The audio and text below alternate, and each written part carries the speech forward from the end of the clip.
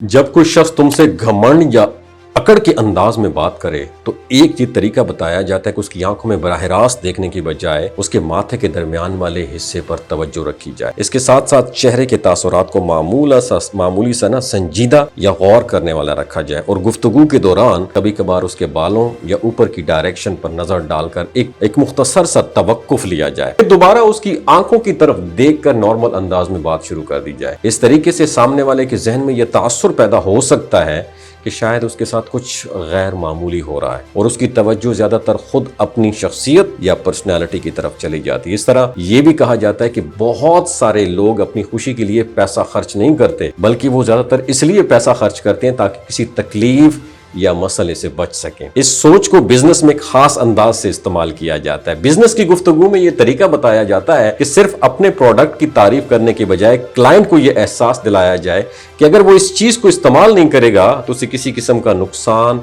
या मुश्किलात पेश आ सकती हैं। यानी पहले मसले को नुमाया किया जाता है, फिर उसके सोल्यूशन के तौर पर अपनी ऑफर पेश की जा सकती है। तो इस अंदाज में यह भी कहा जाता है कि लोगों को इनसिक्योरिटीज और खदशात जो हैं उनके समझकर उस पर ऊपर बात की जाए ताकि वो खुद इस बात पर गौर करने लगे कि उनके लिए कौन सा फैसला बेहतर हो सकता है। जब किसी शख्स को किसी मसले का खतरा ज्यादा वाज़ेह महसूस होने लगता है तो वो फैसला करने में ज्यादा संजीदा हो सकता है।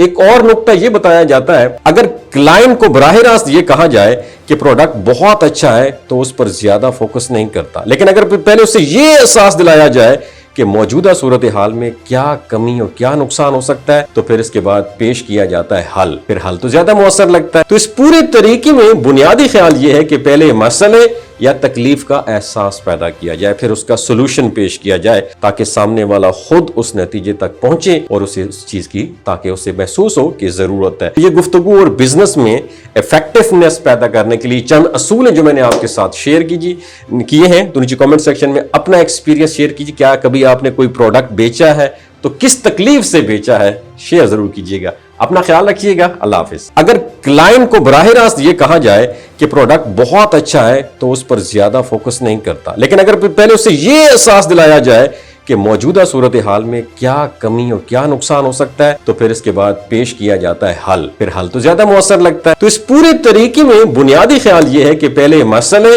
या तकलीफ का एहसास पैदा किया जाए, फिर उसका सोल्यूशन पेश किया जाए ताकि सामने वाला खुद उस नतीजे तक पहुंचे और उसे उस चीज की ताकि उसे महसूस हो कि जरूरत है। ये गुफ्तगू और बिजनेस में इफेक्टिवनेस पैदा करने के लिए चंद असूल हैं जो मैंने आपके साथ शेयर किए हैं। तो नीचे कमेंट सेक्शन में अपना एक्सपीरियंस शेयर कीजिए। क्या कभी आपने कोई प्रोडक्ट बेचा है तो किस तकलीफ से बेचा है, शेयर जरूर कीजिएगा।